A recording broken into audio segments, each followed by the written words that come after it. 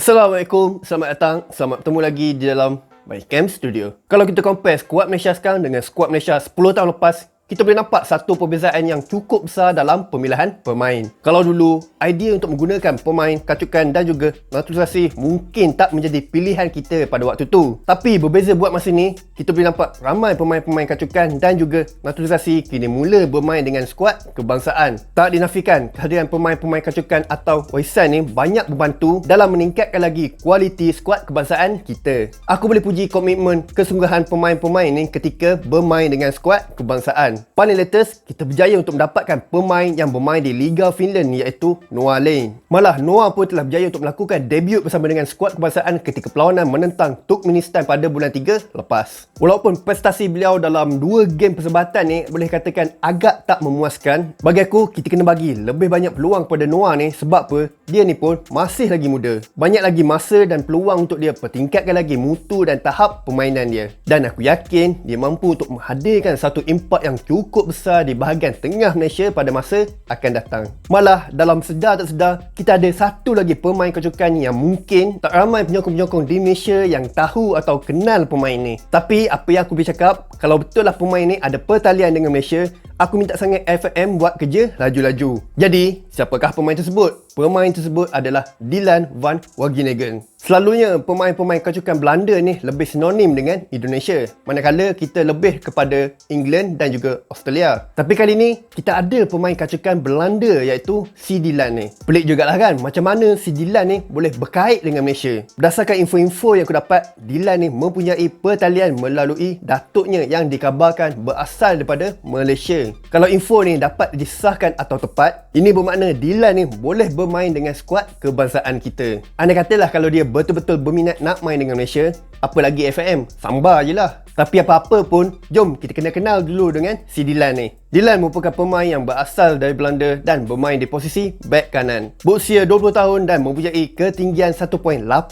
meter. Pada musim ni, beliau bermain bersama dengan pasukan bawah 21 Sparta Rotterdam dalam Liga Jet League iaitu Liga Division 3 Belanda. Beliau telah berjaya untuk membuat 26 penampilan, skor 2 gol dan menghasilkan 4 assist. Satu statistik yang bagi aku not bad lah untuk pemain bek kanan. Malah Dylan juga berjaya untuk melakukan debut bersama dengan skuad utama Sparta apabila dimasukkan pada akhir-akhir game. Dan beliau juga telah diletakkan di bench sebanyak 4 kali pada musim ni. Ini menampakkan tanda-tanda yang dia berpeluang untuk dinaikkan pangkat ke skuad utama pada musim depan. Walaupun bermain di posisi bek kanan, Dylan juga mampu bermain di posisi lain seperti bek tengah dan juga di bahagian tengah. Melihat kepada statistik, musim ni dia telah bermain sebanyak 19 kali di posisi bek kanan dan menghasilkan 4 assist, 2 kali di posisi DM dan menghasilkan 1 gol, 2 kali di posisi CM dan menghasilkan 1 gol, dan 2 kali di posisi left back dan juga bek tengah. Walaupun posisi utama beliau adalah di posisi bek kanan, keupayaan beliau untuk bermain di pelbagai posisi adalah satu advantage yang cukup besar bagi mana-mana pasukan. Aku tahu posisi bek kanan Malaysia bukanlah satu posisi yang kritikal sebab apa?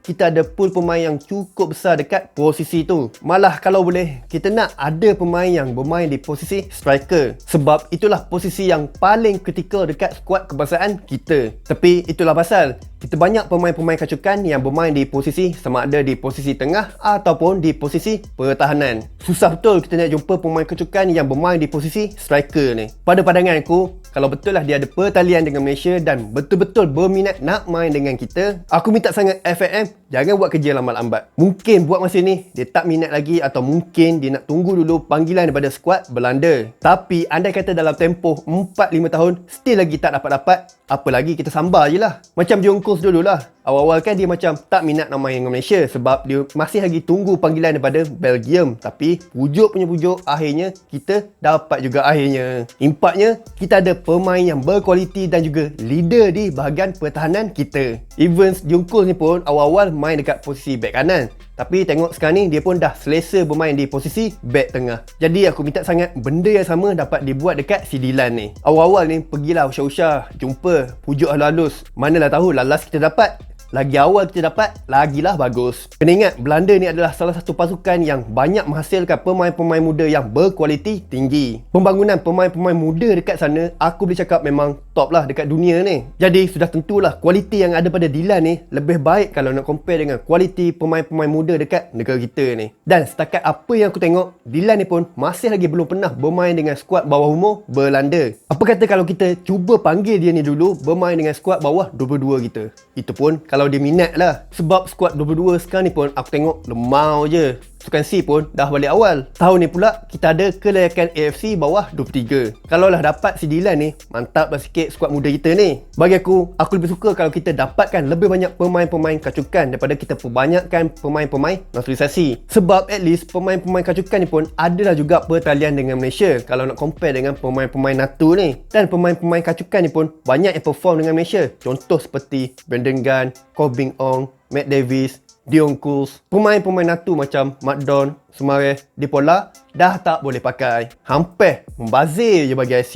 Jadi aku minta sangat FAM bolehlah pergi pantau si Dylan ni. Aku yakin kualiti yang ada pada Dylan ni mampu menghasilkan satu impak yang positif bersama dengan skuad kebangsaan pada masa akan datang. Jadi apa pandangan you guys mengenai pemain ni? Macam biasa, boleh tinggalkan komen dekat bawah. Jadi itu je lah apa yang aku nak share pada kali ni. Jangan lupa like, share dan subscribe video dan channel aku ni. Kalau ada apa-apa macam biasa guys, boleh komen dekat bawah. Nama aku Halimas, aku ciao dulu. Peace yo.